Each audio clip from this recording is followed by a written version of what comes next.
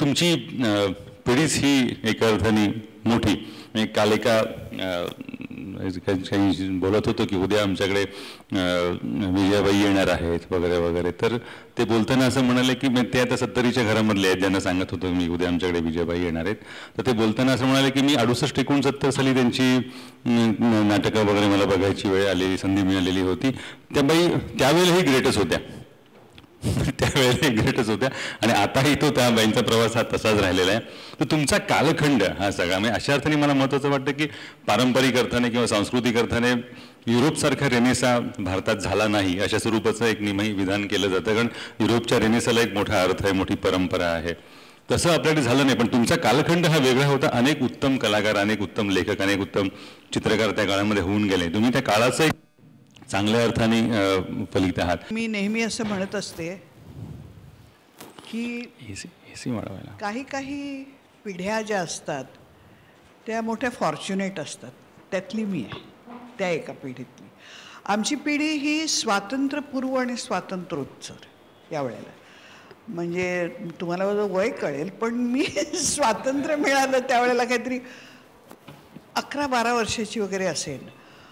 आणि काय हो आजूबाजूला लहानपणापासून असं मी याला म्हटलं परवा तसं असं मेजवानीचं ताट वाढून ठेवावं ना, तसे संस्कार, तशा घटना सरळ जर तुमच्यासमोर होत राहिलं तर काय बिशाद आहे तुमच्यावर संस्कार न होणं याची. माझ्या घरातच, आणि कारण त्यावेळेला पुष्कळ गोष्टी चालल्या होत्या त्याचे पडसाद घरात असायचे. माझ्या घरामध्ये माझे वडील ॲनी बेझंटचे सेक्रेटरी, म्हणजे मला काही कळत नव्हतं. माझे वडील गेले मी 6 वर्षाची असताना, परंतु ॲनी बेझंट, ब्लॅव्हस्की लॉज, तिकडच्या त्यांच्या मीटिंग्स, ह्या माझं भिवंडीचं जे घर आहे आज त्याचा भाऊ जयवंतांचा मठ म्हणतात त्याला, ते वारकरी होते, तेही घरातलेच. मी ज्यांच्याकडे वाढले ते माझं कुटुंब म्हणजे कर्णिक मंडळी, वभ कर्णिक, रॅडिकल ह्युमनिस्ट, ते तर म्हणजे बरीच वर्ष माझ्यावर संस्कार करत होते असं म्हणेन. आणि राष्ट्रसेवा दल आणि भाऊसाहेब रानडे, आता ही सगळी मंडळी असल्यावर आहे हो सगळं तयारच आहे तुमच्यासाठी. आणि त्यातही वातावरणामध्ये कसलं चार्जिंग असायचं.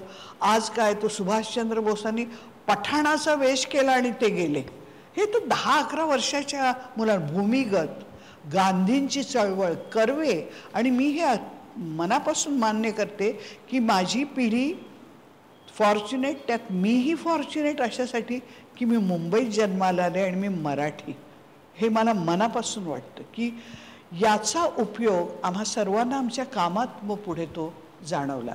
स्वातंत्र्योत्तर काळानंतर हा म्हणतो त्याप्रमाणे माझ्या मते रेनेसान्सच सुरू झाला. रेनेसान्सचा मला जो सांस्कृतिक रेनेसान्स जो म्हणतात, कल्चरल, तो युरोपियन पद्धतीचा नव्हे, पण मला मी कधी विचार करते तेव्हा असं वाटतं काय होता हा रेनेसान्स जो आम्हाला स्पर्श करून गेला किंवा ज्याच्यातून आम्ही उभं राहिलो स्वातंत्र्योत्तर काळात. त्यात एकच होतं, we were the first generation of citizens of independent India. तर ते कुठंतरी एक ती जबाबदारी होती कुठेतरी अगदी लहान वयात सुद्धा की वी आर इंडियन्स, याची आयडेंटिटी काय आहे ती पाहणं. आणि त्यात असं असतं, मी नेहमी कल्चरल रेनेसान्सविषयी विचार करताना मला जाणवतं, एक छान असं जंगल असलं, खूप झाडं वगैरे आहेत आणि त्याच्यामध्ये एक तळं असलं. संस्कृती त्या तळ्यासारखी असते. ते कसं की समजा वारं सुटलं तर त्याच्यावर तरंग उठतात. जर खूप गरम झालं तर ते आटतं. पाऊस जर पडायला लागला तर प्रत्येक थेंबागणिक त्याच्यात वलय निर्माण होतात, प्रत्येक थेंबाची वेगवेगळी. पाऊस जर जोराने पडायला लागला तर ती वलय मोठी होतात आणि ती वलय मग एकात मिसळतात. आणि आणखीन पाऊस पडायला लागला की ती वलय एकत्र येऊन हळूहळू बाहेरचा मार्ग शोधायला लागतात. त्यांचा कुठेतरी झरा होतो आणि असे अनेक झरे जेव्हा एकत्र होतात तेव्हा त्याचा प्रवाह होतो. हा रेनेसान्सचा प्रवाह कलाश्रेष्ठीतला असं मला वाटतं. आणि त्यात आम्ही सगळे आपसूक लोटले गेलो. फारसं काही करायलाच लागलं नाही. मी आता लोकांच्या लक्षात येणार नाही, पण मी असं म्हणते की वयाच्या 16व्या वर्षी साहित्य संघ कसं उभं राहिलं. काहीही नव्हतं. आज जसं आपण म्हणतो ना, नाटकात काहीही नाही, म्हणजे आपल्याला असं वाटतं की कुठं आहेत चांगल्या प्रतीची नाटकं येत नाहीत, तसंच त्यावेळेला होतं. काही नव्हतंच मुळी. रांगणेकर काहीतरी एक नाटक वगैरे करायचे, पण साहित्य संघाचा रेनेसान्समधून उभा राहिलेला जो प्रकार होता. डॉक्टर भालेरावसारखे 18 वर्षाची पण नाही, 17 वर्षाच्या मुलींना जर तुम्ही सांगा गणपतराव बोडस, नानासाहेब फाटक, के नारायण काळे, मामा पेंडसे, केशवराव दाते ही मंडळी आजूबाजूला वावरताना मिळाली तर आणखी काय हवंय. त्याच वेळेला हाही रेनेसान्सचा भाग मी मानते की अलकाजी इंग्लंडहून शिकून परत आले. विक्रमात्यांचं पहिलं वहिलं जे वर्कशॉप होतं, वर्कशॉप आहे 2 वर्षाचं, कार्यशाळा जी होती ती मुंबईत घडली. त्यात मला जातात Bhulabai memorial institute. I really feel sad की आता ती नाही आहे.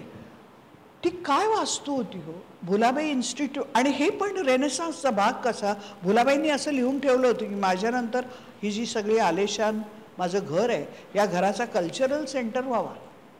आणि त्या कल्चरल सेंटरमध्ये कोण होतं, अलकाजी शिकवत असल्या कारणाने त्यांची विद्यार्थिनी म्हणून माझा वावर होता. रविशंकरांचं किन्नर तिकडे, सचिन शंकराचा डान्स बॅले तिकडे, हुसेन, अकबर पदमसी, गायतोंडे यांचे स्टुडिओज तिकडे. आता या वातावरणात नाही तुमच्यावर संस्कार होणार तर काय होणार. आणि म्हणून मला एक असं वाटतं की आमची पिढी खऱ्या अर्थी सुखी आणि सतत असं वाटतं की जे आम्हाला मिळालं ते आताच्या पिढीला प्राप्त करून देण्यासाठी काय करायला.